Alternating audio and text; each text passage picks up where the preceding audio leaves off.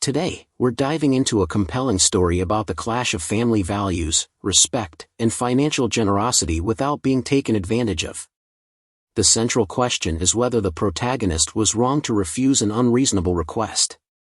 This gripping tale unfolds with a surprising twist. The birthday boy, our protagonist's nephew, recorded a conversation between his mother, the protagonist's sister-in-law, and another person, where the sister-in-law spoke poorly of the protagonist. If you find this story intriguing and full of meaningful lessons, don't forget to like, share, and subscribe for more valuable insights. I am a 46-year-old woman, married, and the proud mother of 3 children. Throughout my life, I have juggled the roles of being a mother, a wife, and an independent individual with my own goals and ambitions. 10 years ago, a life-changing event occurred. We received a substantial amount of money, an unexpected gift that significantly transformed our family's financial situation. This fortune wasn't merely a stroke of luck, it was the result of years of tireless dedication to my chosen professional field. I poured my heart and intellect into my work, turning my passion into a significant source of income. With the funds I accumulated, I ventured into investing, not recklessly, but with careful research and expert advice. Fortunately, these investments yielded returns far beyond expectations, providing a solid foundation for our family's stability and prosperity. Over the past decade, I have continued to work diligently and seize every opportunity to grow our wealth. Watching our bank account grow wasn't just about the numbers, it was a testament to my effort, determination, and sacrifices. My husband, ever supportive, considers this money mine, as we don't have a prenuptial agreement. However, this hasn't diminished the mutual respect and support we share in our family life. What I value most isn't just the accumulated wealth but the pride in knowing that I've built a secure future for my family with my own hands. Each dollar isn't just a number, it's a symbol of growth, resilience, and the determination of a woman who never stops striving. For this reason, I'm unapologetically proud to call this wealth my money. When we first received the money, I followed through on plans my husband and I had long discussed, simple yet meaningful dreams should we ever come into financial abundance. First, I paid off our mortgage, lifting a long-standing burden from our shoulders. The sense of financial freedom was incredibly liberating. Next, I decided to slightly upgrade our lifestyle. I purchased a new car, not overly luxurious but reliable and comfortable for our family. Most importantly, I fulfilled one of our biggest dreams, owning a beautiful vacation home in a location our family loves. It wasn't just a place to enjoy but a repository of cherished family memories. We rented it out most of the year, turning it into a stable, profitable investment. Thinking long-term, my husband and I established scholarship funds for our children. Each child received an equal amount, sufficient to cover 5 years of college expenses, a thoughtful preparation for their future endeavors. To encourage independence, we decided that any leftover funds could be used as a down payment for a home or apartment of their own, giving them a solid start in adulthood. Thanks to smart investments and my career continuing to provide steady income, the money kept flowing in, opening up new possibilities. I began thinking about ways to support not just my immediate family but also our extended family, those who have stood by us through thick and thin. This desire to bring joy and meaning to their lives became my motivation to manage our finances responsibly and strategically. The financial windfall wasn't just a means to fulfill plans but also a tool to build lasting family values. It taught me the importance of balancing present enjoyment with future investment, personal joy with responsibility for loved ones. My husband has 2 sisters, and from one of them, we have 5 nieces and nephews whom I consider as close as my own children. Additionally, my brother has 2 wonderful kids. Over the years, my husband and I decided that not only our children but all nieces and nephews in the family deserve the best opportunities for their education and future. We set up scholarship funds for them, with amounts and conditions identical to those for our own children. This initiative stemmed from a desire to create fairness within the family, ensuring no child would be left behind due to their parents' financial circumstances. I took it upon myself to research education costs and committed to covering all necessary expenses. When the eldest niece started college, I reimbursed her parents for what they had already paid, ensuring transparency and fairness. She graduated in 4 years with some funds left, a testament to careful financial planning. Beyond scholarships, I enlisted the help of a trusted accountant friend to assess the financial situations of my brother and one of my husband's sisters. Both were struggling under significant mortgage debts, so I chose to cover most of their outstanding balances. This wasn't just financial aid but a way to share burdens and bring relief to our family. This story is a journey of growth, generosity, and lessons in setting boundaries, a reminder that even amidst kindness, it's crucial to protect one's principles and peace of mind. To my parents, who have worked tirelessly their entire lives to raise me and my brother, I wanted to create beautiful and deserving memories for them in their later years. Their house had long been mortgage-free, but I sent them on an unforgettable trip so they could enjoy and relax. For my in-laws and my husband's other sister, who still rented their homes, I provided a significant sum of money to help them save or use as needed. Beyond family, I allocated a portion of the money to charitable activities, both domestic and international. These contributions weren't just material aid but a way to express my love and care for those less fortunate. Additionally, I established scholarships for the children of close friends who have stood by me through life's ups and downs. As a special tribute and meaningful gesture, I organized a memorable family vacation. My husband, children, and I covered all the expenses for this trip, inviting extended family from both sides to join. The vacation wasn't just a chance to relax but an opportunity to strengthen family bonds and create cherished moments that we would hold dear forever. At this point, I realized that joy doesn't only come from earning money but also from using it to bring happiness to loved ones and the broader community. Everyone expressed their gratitude, and I felt fulfilled, not only because of what I had done but because of the unity and love that our family shared. These actions left me with a profound sense of the value of sharing and responsibility. In my husband's family, one of his sisters has always enjoyed being the center of attention.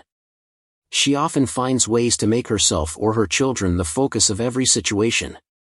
Although she outwardly treats me quite well, I am fully aware that she has spoken poorly of me on numerous occasions behind my back. Her passive-aggressive remarks, subtle jabs at my work, personality, or even parenting style are often cleverly disguised, making it hard for others to call her out. If I dare to respond, I'm immediately labeled as too sensitive or difficult. These scenarios are not uncommon, and I've developed my own strategy to handle them, playing naive. When she makes snide comments or criticisms, I respond as if I don't understand her intent or ask direct but harmless questions, making it difficult for her to continue. This approach helps me maintain family harmony while protecting myself without escalating conflicts. Many times, this tactic leaves her speechless while I preserve my positive image within the family. However, in recent years, she began subtly hinting that I should sponsor a luxurious vacation for her and her family. Her reasoning? Because I could afford it. Ironically, her family has a substantial savings account, originally set aside as a college fund for their children, but it remains largely untouched. When the COVID-19 pandemic struck, she temporarily stopped her hints. Both she and her husband were extremely cautious about protecting their family's health, avoiding gatherings or trips.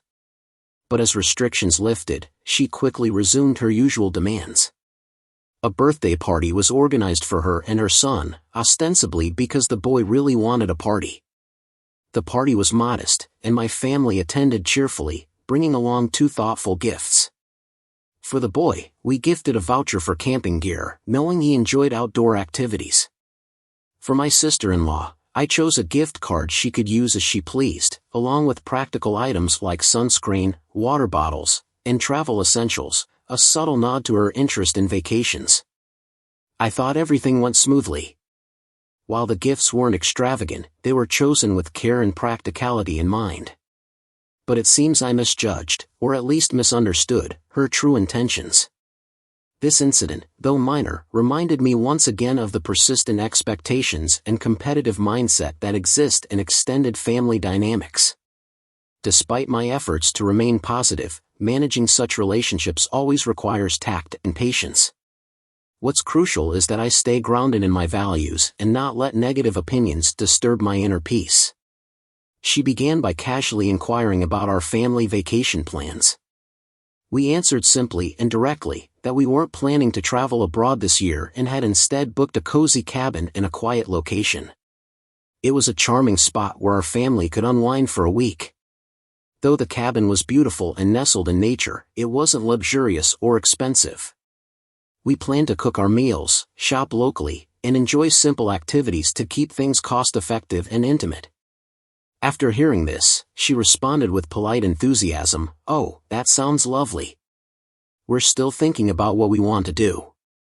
Yet, her tone and demeanor suggested the conversation wasn't over. My husband and I sensed that she was gearing up for some kind of request, likely financial assistance. To preempt any awkwardness, we swiftly shifted the topic, offering a range of practical vacation suggestions in the hope of lowering her expectations.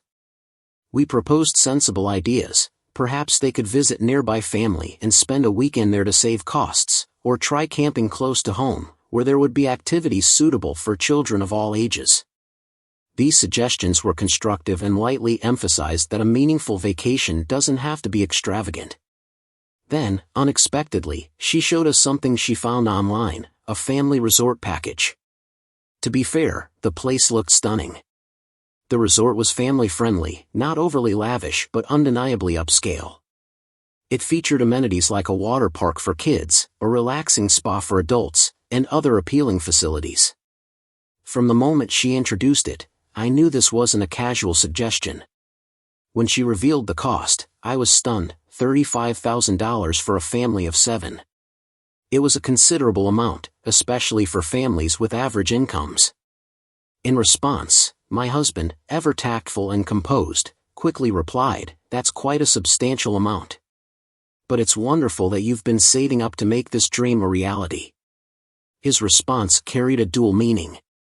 On one hand, it respected her choice and avoided offending her. On the other hand, it gently reminded her that their family already had savings, and we had no intention of funding this expensive trip. Even so, the situation left me with an uncomfortable feeling. It seemed like she was subtly waiting for some financial support or sponsorship from us. This made me realize that, despite all efforts to maintain balance, extended family relationships sometimes come with unreasonable expectations and unnecessary pressure. At that moment, I understood how important tact and decisiveness are to protect one's boundaries without hurting others. She spoke in a calm tone, as if it were the most natural thing. "Oh, we don't have enough. We thought you'd pay for it, as a birthday gift from you." I could hardly believe my ears. What did she just say? She had just revealed her true intentions, that she wasn't merely brainstorming ideas but actually expected me to fund the entire $35,000 trip as a birthday present. Her attitude stunned me. Expecting someone else to pay for a luxurious vacation was surprising enough, but her reasoning was even more shocking. "You have the money," she said with an odd sense of entitlement, as though it were self-evident. She went on to emphasize, "Family is family. You promised scholarships for the kids, so why not help us with this trip?" I tried to stay calm, but inside, I felt anger rising. Not only was she using the fact that I had money as a reason to demand a massive contribution, but she was also leveraging family ties to apply pressure. I looked around the table. The atmosphere in the room seemed frozen. We, including my husband, sat in silence for a long while. That moment felt like an eternity. Even the kids stopped playing to watch our reactions. Their curious eyes, the eldest son, who had just celebrated his birthday, and his 2 younger siblings, clearly awaited the outcome of whether their parents would get what they wanted. My husband's reaction broke the silence. He burst out laughing, a laugh full of disbelief and irritation. Perhaps he thought it was just a ridiculous joke. But when he realized she was entirely serious, his laughter grew awkward and quickly died down. Meanwhile, my father-in-law, the embodiment of calmness in the family, remained silent. He just sat there, looking at me with questioning eyes. Perhaps he was also waiting to see how I would handle this situation. As for me, I pretended not to hear anything, trying to appear indifferent like a fish swimming past the current. This was my usual tactic when dealing with her unreasonable demands. By not responding directly, I let her realize on her own that she had crossed the line. But she didn't stop. "You have the money, you can pay for it. You won't even feel the loss."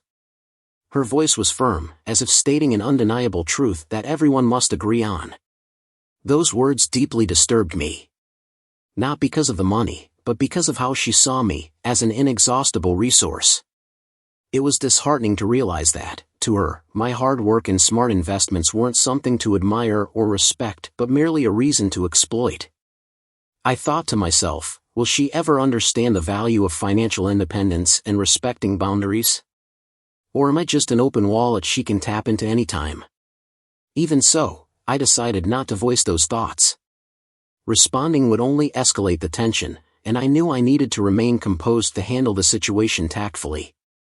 She had often displayed contempt for me and my work in a sweet yet passive-aggressive manner, making it incredibly difficult to call her out. Both my husband and even her father had done so too. I just sat there, listening to her widen her eyes and attempt to look sweet, a trick she always used when she wanted something, while listing every reason why we should give her money, completely ignoring the gift vouchers we had already given her. Finally, regaining my composure, I delivered a response she didn't want to hear, a simple yet resolute answer. Me, no. Her, but you have the money. Me, that's true, I do. Her, so, you can pay for it. Me, I actually could. Her, interrupting me, oh, that's fantastic. Me, but I won't. She, but we deserve it. You won't feel the loss. We're family after all. Yes, unfortunately, we are family now, and I love your kids. Me, the truth is, we are family. The truth is, we deserve a good vacation after what we went through with COVID. The lie is, I'm sure I'd feel the loss, because this money won't be in my bank account anymore. I said this jokingly. She and her husband continued complaining that I should pay for the vacation. Me, listen, you've shown many times that you don't respect me or my work. You don't respect the fact that I worked so hard and sacrificed to earn this money. You don't respect the fact that I've paid off your mortgage, paid tuition for your kids, and even given a little money for their accommodation. You've badmouthed me, used nasty words, and even told others that my husband should divorce me. She tried to deny it. Her husband called me a liar. My father-in-law stepped in and stood by my side. Her children told their dad that they had heard their mom say bad things about me. The birthday boy even recorded a conversation she had with someone while he was filming a TikTok video. He showed it to us. Her husband remained silent. The conversation continued. She, realizing she wasn't going to get the expensive vacation she wanted, fine, you don't have to pay for the vacation. At least you could pay for our flight tickets and let us stay at your cabin at the favorite location. Didn't I rent it out to a local family for most of the year already? Due to COVID, they couldn't go / were afraid to travel. Me, that's not possible. First, that family can't leave. Second, you don't get to make demands. The gift voucher you received is very generous and can be used however you want. Maybe for a vacation. Third, we already went on a self-funded vacation. So, you've already had a free vacation. Fourth, if you want more money, go find a higher-paying job. You have the qualifications. Finally, you treat me like crap and still expect me to give you my hard-earned money? This situation serves as a clear reminder that not everyone will appreciate your generosity or respect the boundaries you set, even within the family. Although I'm always willing to share my wealth and support my loved ones, I've come to realize that kindness must be paired with wisdom and clear limits. Otherwise, it can be taken advantage of or even lead to unnecessary conflict. The most valuable lesson I've learned from this story is the importance of standing firm, even in the face of subtle pressures or unreasonable expectations. A person's success or wealth should never be used as an excuse for others to lean on or impose demands. It's crucial to learn how to say no when necessary, while still maintaining composure and politeness. In the end, I understand that not everyone will understand or respect the journey you've gone through to achieve your success. But that's okay. Because protecting your values and maintaining a balance between kindness and boundaries is the key to keeping peace and sustaining long-term relationships.